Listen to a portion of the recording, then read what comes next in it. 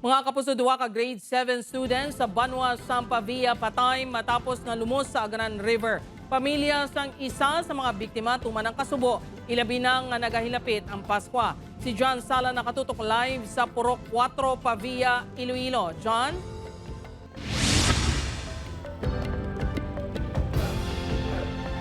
Jert, ginapaaligmat ka ginabisuhan sang otoridad ang mga ginikanan nga hugot kabantayan ng ilang mga kabataan. Ini matapos kadua ka mga grade 7 students ang nalumos patay diri sa Aganan River sa Banwa sang Pavia, Iloilo. To, hindi ka man. Maayo lang ang paglakad.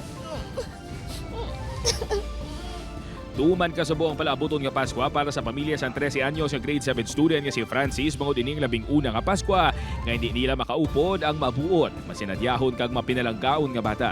Si Francis ang isa sa duwa ka mga grade 7 students ang Pavia National High School nga nalumos patay sa Aganan River. Masakit ka dyan, sir.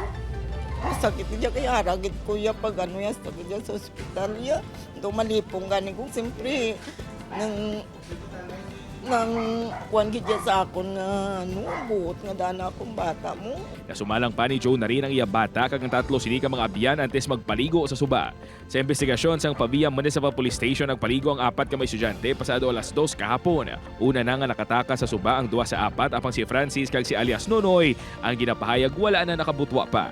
Ang duwa naman amotong nabilin kag nakalabot sa porsyon nga madalom kag didto nalumos lang duwa. Wala ko sir kasi siling nila yung update mo. Masami nga may nagapaligo sa nasambit nga lugar kag masami mga kabataan pa. Kani abiso sang Pavia MPS.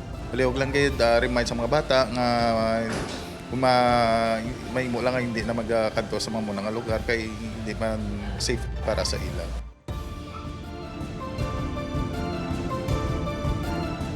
Jert, gintinguan sa news team mamako ang bahin sang school administration sang Pavia National High School apang wala sang may nag-atubang sa kamera. Suno sa ila OIC, alas 12 sang udto sa nagwa sa bulutuan ng 4 ka mga estudyante para sa ilang lunch break kag wala na nakabalik pa sa ila klase sa hapon alauna sang hapon. Jert? Madam Oged, nga salamat sa detalye, kapuso John Sala.